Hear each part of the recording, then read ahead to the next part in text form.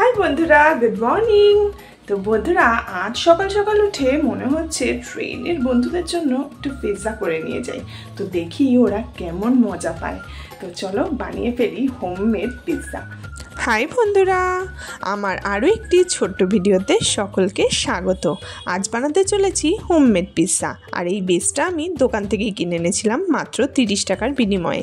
আর branded দোকানে pizza খেতে গেলে তো অনেক দাম দিতে হয় তোমাদের, কিন্তু যদি তোমরা এটা শিখে রাখো তাহলে কিন্তু খুব কম উপকরণে আর অল্প খরচেই কিন্তু বানিয়ে ফেলবে এই পিৎজাটা। তো দেখো, বেসটার উপরে আমি প্রথমেই একটু বাটার ব্রাশ করে নিয়েছিলাম, আর তারপর পিৎজা সস আর মেয়োনিজ আর টমেটো কেচাপ দিয়ে আমি ওপরটা ভরিয়ে দিলাম। আর তারপর কিছু সবজি আমি কেটে রেখেছিলাম, যেমন ক্যাপসিকাম, গাজর, টমেটো আর দিয়েছি পেঁয়াজ।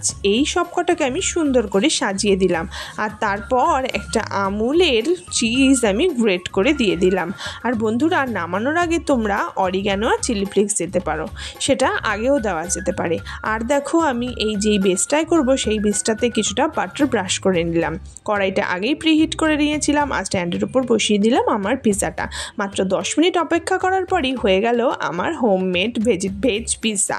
বন্ধুরা, কেমন লাগলো জানিও কিন্তু। আর যাদের জন্য এটা বানিয়েছিলাম তারা কিন্তু সত্যিই ভালো খেয়েছে।